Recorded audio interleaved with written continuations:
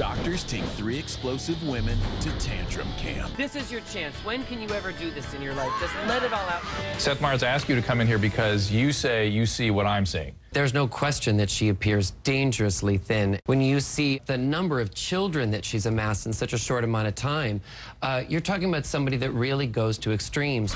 The idea that she needs money and she's talking about porn as a form of revenue really speaks to just how impaired her judgment is. Can you imagine a man, you know, walking into this situation and wanting to date her? I mean, just try to imagine the Match.com profile for Nadia Suleiman. Not pretty.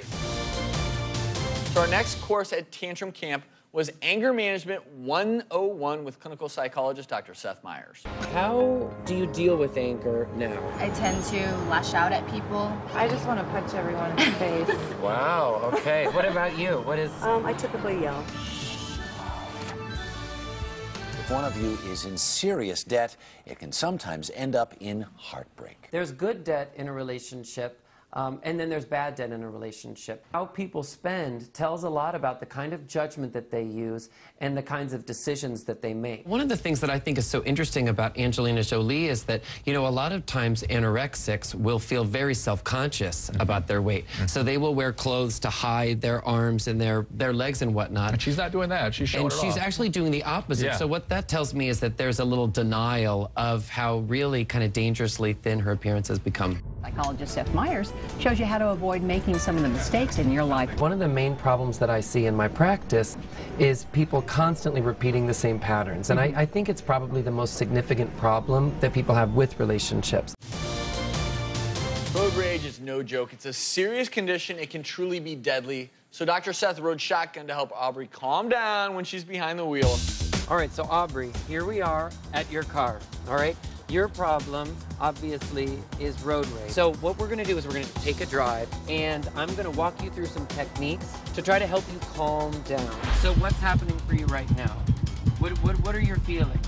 What? It's like, oh my gosh, why don't these people, like, drive faster? I look at you, and I see somebody deep down inside who's a good person. So how do you let what happens on the road take that away from you? Do you see the power that you're giving this? Picture a field, let's say of yellow flowers, okay? So are there any clouds in the sky? Yes. Is there any breeze at all? Or is the air still? It's a slight breeze. Right there, what I did with you, Aubrey, is I distracted you. And fortunately, we didn't hit anybody. And that's one of the techniques that you can use when you start to feel yourself getting anxious and overly frustrated in the car. Okay, how would you expect someone to react to somebody who deliberately is being a jerk and pulls out in front of you and cuts you off and almost gets you in the crotch? What I recommend is that you break and you say, you know what?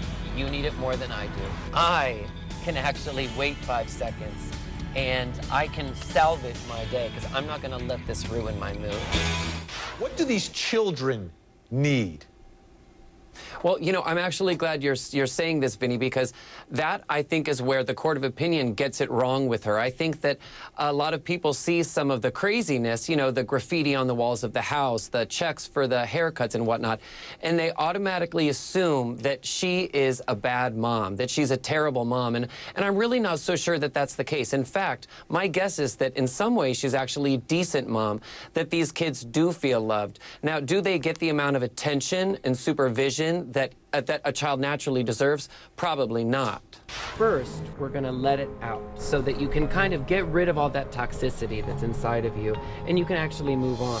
This is your chance. When can you ever do this in your life? Just let it all out like this. And I want you to let it loose, okay? Grab some tomatoes and let's do it. Come on! I don't hear anything!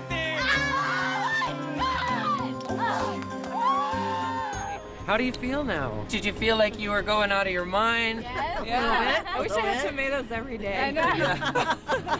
So this exercise definitely is hard to top, but I'm gonna try, okay? What I want you to do is I want you to write on that paper the worst triggers for your anger.